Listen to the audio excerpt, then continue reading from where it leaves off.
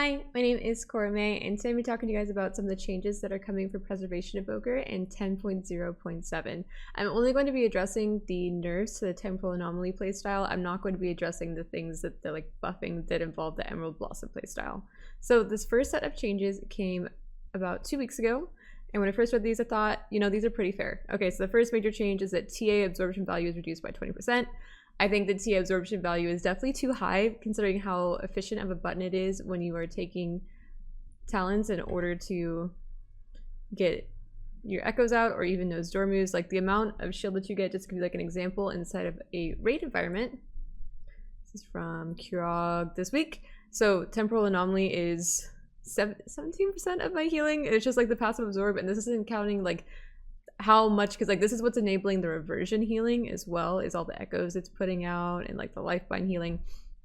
If you know the class, you know, and I don't really have to explain anything, but I just have always thought that TA shield value should not be nearly as high as it is, and that most of like the power should come from the talents being either nose dormus or the one that puts out echoes. And I think that is a way more fun play style than just the people who pad on pole and put 3 TAs and their stasis on pole and they're just absorbing all the beginning of the damage on Razagath, and they're like, oh my god, I'm parsing, you know. I've always hated that. So I'm fine with this. As far as Mythic Plus goes, this is a small nerf. Let's see what my most recent... Okay, Halls of Valor. Halls of Valor healing done. And my healing from Temporal Anomaly was 7%, so I'm getting a 20% nerf on that. That's fine. I think that's fair. The main value of Temporal Anomaly inside of keys is it like on a high tyrannical key, sometimes it does save you from things that would one-shot you, though it's not that large of a shield that it is that much of a buffer. It's just like a just barely thing for a lot of things. Sorry, my cat is trying to knock over my monitor. Okay, so beyond that, I think that's a fair one. This next one definitely hurts. The Resonating Sphere now only applies echoes to its first 4 allies hit, was 6 allies. I think this sucks, but I think it's, again, totally fair. Like, we're doing too much healing.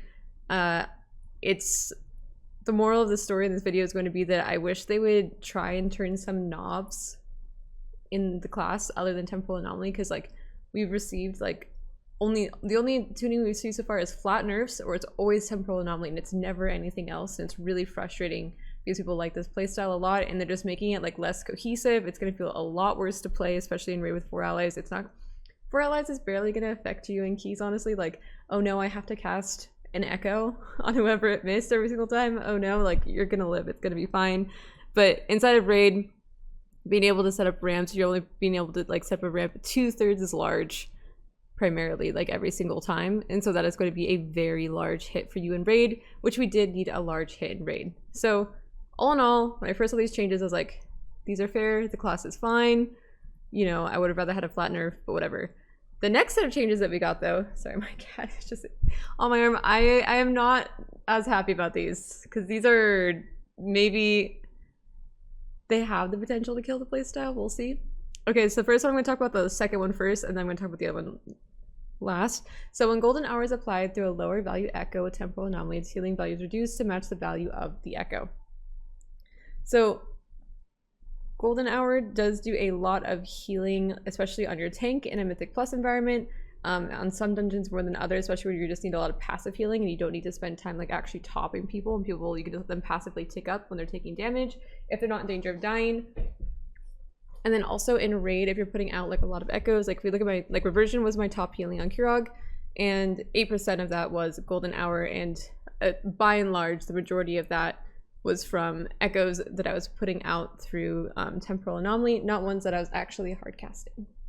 He's really trying to knock over my other monitor.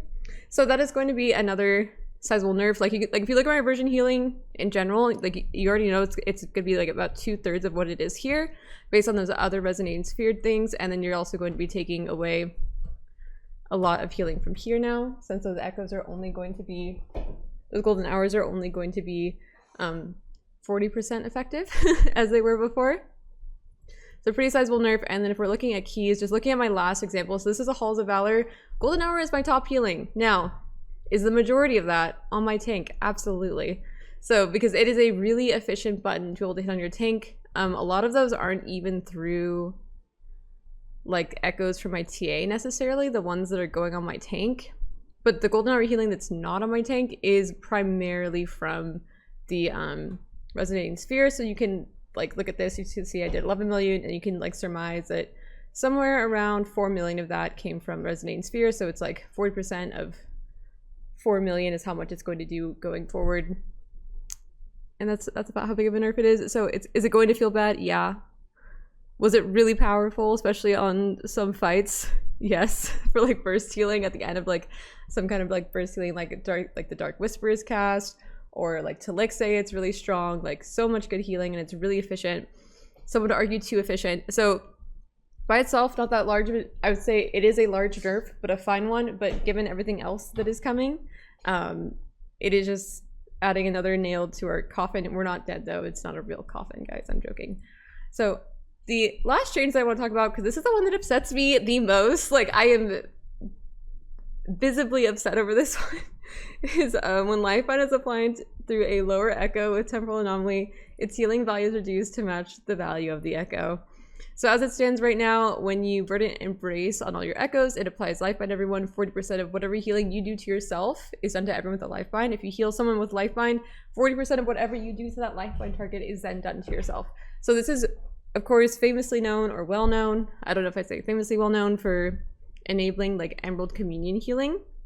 It's just sending out a TA, Verdant Embracing someone, applying Lifeline to everyone, and then healing everyone to full basically with Emerald Communion. This is going to make it a lot harder for you to reactively set up these ramps in emergencies. You're going to have to plan them out, because you're going to have to, if you want to make them effective, you're probably going to have to hardcast echoes. So this means that Lifeline, instead of transferring 40%, is only going to transfer 18%.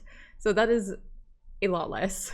That is a lot less, and it's not going to act as good of a cooldown as it could be if you were relying on the TA echoes from Resonating Sphere.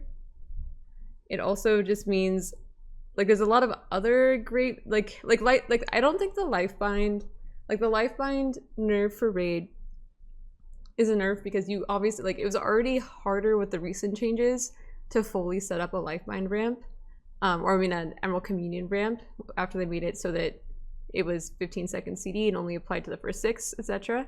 But there was ways around it. It was fun to kind of play around it. Like, am I willing to AFK inside this stasis window to get multiple balls so that I can set up a good like Emerald Communion? And I thought there was like some fun choice and like skill expression on when or if you chose to do that. So I'm a little bit sad to see that go, because I definitely don't think that people are going to be willing to give up their whole stasis in order to do an Emerald Communion now. It's going to be interesting to see. But I especially hate it in Keys, because in Keys you rely on Lifeline healing quite a bit. It's not every single boss, like every single like hard boss.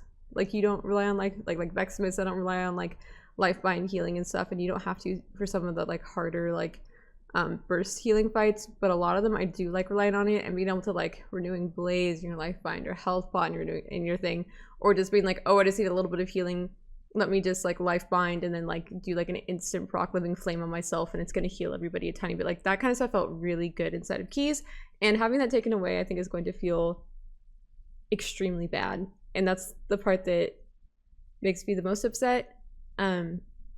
I would much rather see some kind of just like nerf all preservation healing by like, you know, like 8 to 10% or something, rather than these changes, because these changes, again, like all of these changes that they've been doing, all these nerfs have only been around Temporal Anomaly, and they haven't attacked like literally anything else. Like they just put out those 2 set and 4 set today, and they're just giving us Renewing Breath for free, which like I don't even understand.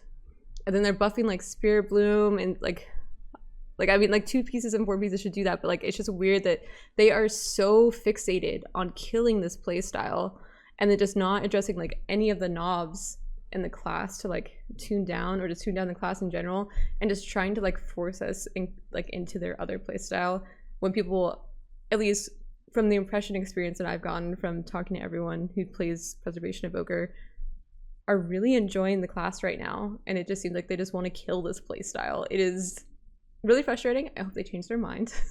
I hope that by the time I finish editing and uploading this video that they've just reverted the changes, although I doubt that's going to happen. So yeah, thank you so much for watching.